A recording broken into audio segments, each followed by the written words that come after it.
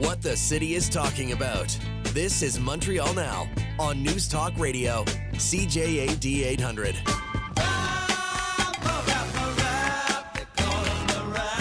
Listen, we can't try to define me as well as you want. The reality is today, this is a leadership contest. At the end of the day, I'm respecting the caucus for what they're doing. When I'll be the leader, we will sit together and we'll pick it up from there. When I'll be the leader. Denny Coderre in conversation with David Hertel earlier today here on CJD.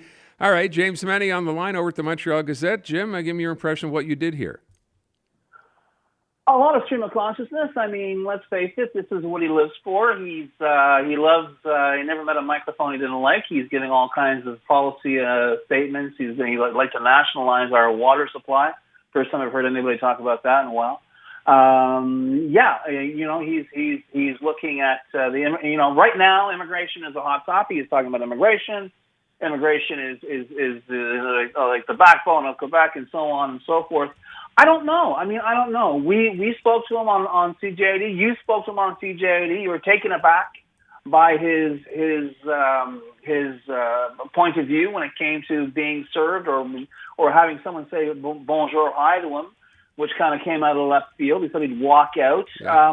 I don't know. I know he stands for what the people in the riding, or he says he's going to run, stand for. He's in favor of a third link. And for those of our listeners who don't know, he's also decided, even if he doesn't win the leadership, he wants to run, presumably as a Liberal, in a riding in Bellechasse, which is a riding on the south shore of Quebec City.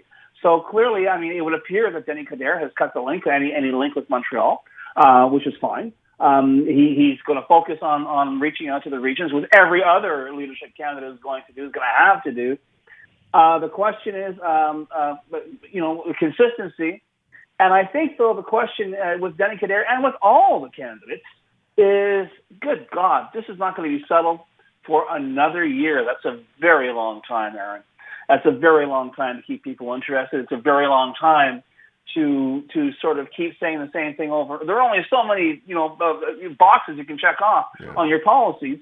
And quite frankly, whether it's Coderre or anybody else, this is going to be an extremely long ship. And are we going to have, and this is the other thing, how many versions of the Quebec Liberal Party are we going to have if, François Legault, who's always giving us stuff to talk about and to have his opponents react to, well, if there's 3 or 4 people running for the leadership, do we talk to all of them every single time François Legault, puts his foot in it?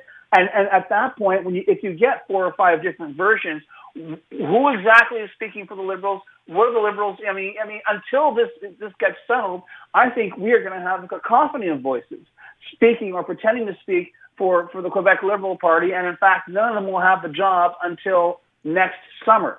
So I think it's going to be a very interesting 12 months, a grueling 12 months for everyone involved. Jim, I was just suggesting, thinking out loud, now that Denny Coderre has actually put down, he is going to be running. Does this, do you think, open the door for others? Because we, as you said, outside of Carl Blackburn, who had to pull out for health reasons, and Fred Beauchemin, who declared a couple of months ago, do you think Coderre is now saying, I'm in, will encourage others to say, okay, now I can come in or get in? Well, there are others who look very much like they're going to be in. I don't think necessarily they're going to jump simply because Denny Coderre has gone in. And as I say, it's a long, bloody haul. But Charles Milliard, who was the former head of the Quebec Federation of Chambers of Commerce, he's all but declared, but he hasn't come in officially yet. There is the mayor of Victoriaville, whose name I'm drawing a complete blank. I'm very, very sorry, but he is also rumored to be a potential leadership candidate. And who knows? I think there's also going to be a lot of pressure out there for women to step forward and at least make a throw at trying to get the leadership. But we'll see how it's going to go. But I don't think Denny Coderre is going to be a lightning rod or an indicator of how this Liberal leadership is going to go. I think Denny Coderre, like it or not, is going to be kind of his own story. I think you'll have someone who's covering the Liberal leadership race and someone who's going to be covering Denny Coderre, because he obviously is going to march to the beat of his own drummer. He always loves to say something that'll get people's attention. So that, I think, is his own style. That is his own approach to doing things. One I don't think will be echoed by his theoretical opponents. So, I'm not expecting everyone to pile on just yet. I'm expecting to hear more names dropped into the rumor mill as the weeks and months go by. But as I say, I think the fundamental issue here is that it costs money to do this, and we're looking at a year. Who the hell wants to run a year-long leadership campaign? That is going to take forever. But once again, they're handcuffed by these absolutely out-to-lunch, disconnected rules that were slapped together by the Liberal Party's elite, by their brain trust, and they're stuck with it.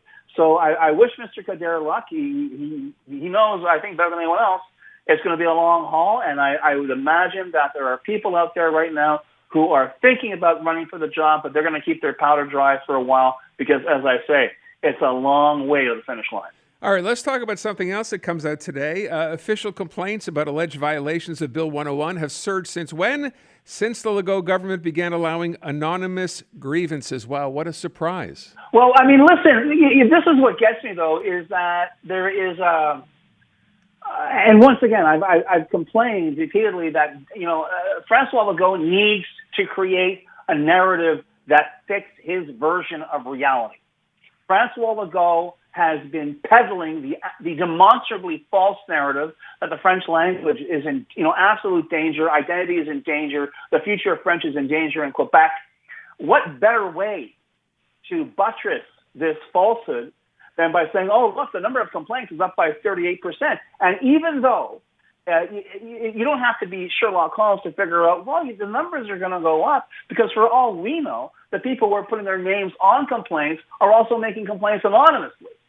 We have never been able to figure out, even before this ridiculous policy came up, we've never been able to figure out of 100 complaints made to the OQLF, whether those came from the same 5 people over and over again. Right. We've never been able to find that out. And now that you can have an anonymous snitch aspect to this, God knows, it's going to be, at the very best, Aaron, there will be artificially inflated numbers that Legault and company can point at. And as the OQLF is pointing at right now, saying, obviously, it's up by 38%. People are clearly concerned about the decline of French in Quebec in general, and in Montreal specifically.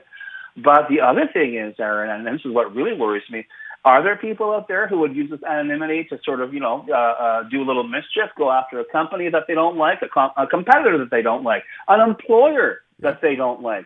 This opens the door, I think, to a lot of mischief.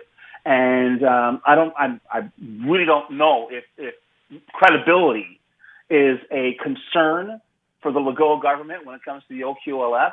But man, oh man, if we start seeing elements of where, perhaps somebody was driven to complain because of reasons other than the future of the French language, I think this could blow up in a lot of people's faces. Yeah, and we've heard that. I know when we discussed this in the past, we heard cases from people saying, I then found out it was a competitor. That's why, to your point, Jim, I can't imagine why the government might not consider going back. I mean, they proved their point, right? These claims, whatever, are up. Let's go back and say, you know what, you want to complain, sign your name to one of these, and let's find out who these people are. And if they're legit, fine. And if they're not, they should be called out.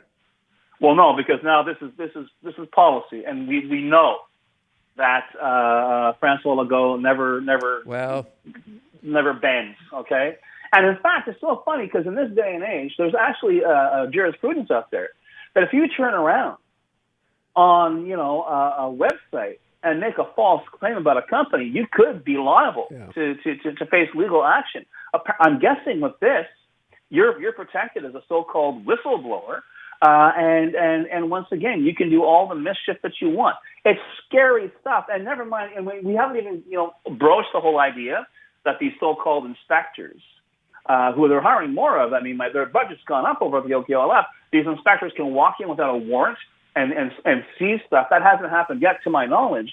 But between that and the anonymous snitch provisions, what a recipe for disaster. And not just for non-Francophones, but for Quebec itself. What a stupid turn for Quebec society to be taking in 2024. Couldn't agree more. Jim, thank you. You have a good weekend. You too.